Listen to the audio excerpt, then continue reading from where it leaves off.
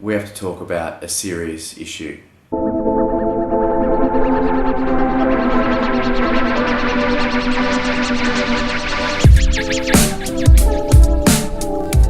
Earlier this week, a friend of mine made me aware that a guy that we went to school with had recently had a stroke. Now we're talking about a 36, 37-year-old guy. I'm led to believe he's really healthy, but he's got two young kids, a boy and a girl, and a wife, and I'm led to believe he's in a really, really bad way. Now, I was made aware of his situation through social media because there's currently a GoFundMe account which is looking to raise money to support him and his family as he goes through what's going to be a pretty horrific recovery process. So with that, if I don't take the opportunity right now to talk to you about a subject which primarily most of you I would suggest have probably brushed to the side, not dealt with because you thought that you're young, you're fit and you're healthy and nothing bad or unexpected is ever going to happen to you. And this particular situation proves that that's complete garbage, that unexpected events can impact anyone.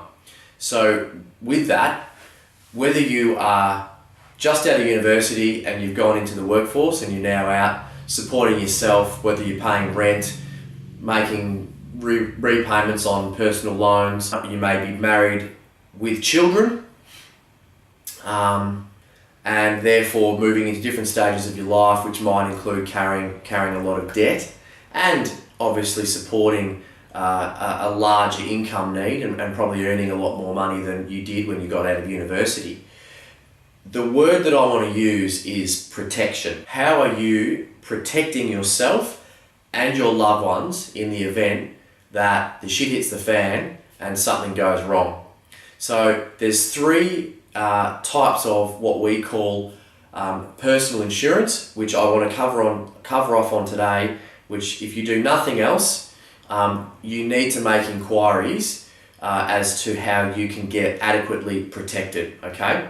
So the first one is income protection insurance. And what that is insurance to cover you if you become ill or injured and you are unable to work for a period of time. The thing that I would say around income protection or IP is that the earlier you get it and lock it in, the cheaper it will be.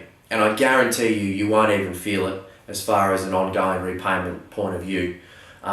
If you were younger and you chose not to take out that form of insurance, then I would suggest that you've decided that perhaps your family or your parents can still support you if you are unable to work and fund your living needs, pay your rent, maybe pay mortgage repayments. You might go home and they might look after you. But if they can't, if your parents are busy looking after themselves, income protection insurance is an absolute no-brainer for just about everybody working today. The next form of insurance that I think needs to be considered in this day and age is life insurance. Now, as I said, most people are thinking, why would I need life insurance now?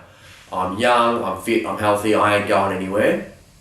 And if you don't have any debts or your assets, your valuables outweigh what you owe on those things, those valuables, belongings, houses, whatever, and you don't have a family, then maybe you don't need life insurance. But I would say once again, the younger, the fitter, the healthier you are, when you go and obtain life insurance, it'll be cheap as chips. You could get $1 million worth of life cover tomorrow for $500 or thereabouts. Don't quote me on that, but I'm talking ballpark figures. The other thing about that, which is quite valuable, is you can take it out within superannuation. The premiums can be paid out of your superannuation when you die. If you have a family and they're relying on your income to look after them, and you're carrying a large mortgage, and you die, how are they going to look after themselves? You need to ask yourself that. You may want them to stay in the family home, so they're going to need a lump sum of money to repay the debt so they can continue to live in that house. Because if you've got kids and you're leaving your wife or your husband behind with those kids to look after, they might not be able to continue working in the current way or form that they are.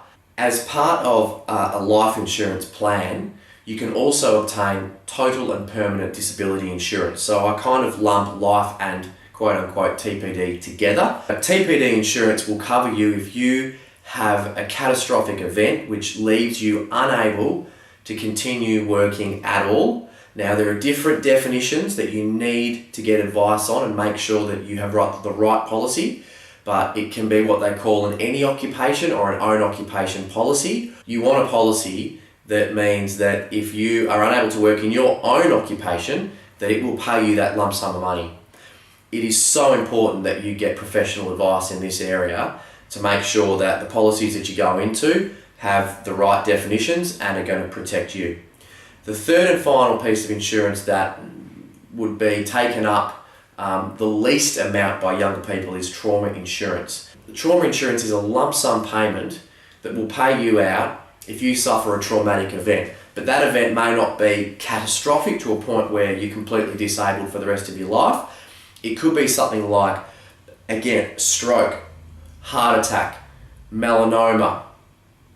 There's the list of conditions and events that it covers is quite long and quite broad, depending again on the policy. But because these things tend to happen more often and to people of all ages, the cost of that insurance is higher. But even if you had a policy for, say, $50,000, I would argue that it is still money worth spending, because you take the example of this young guy who I just explained earlier on. I'm making an assumption here that he doesn't have these types of insurances, particularly trauma, because if he did, then there probably wouldn't be a GoFundMe account with a target raise of $100,000, of which, to the credit of the community out there, when I last checked, had raised $88,000, which is obviously phenomenal for that family. But guys, as I said, yes, we're talking about insurance. People's eyes glaze over, it's boring, whatever.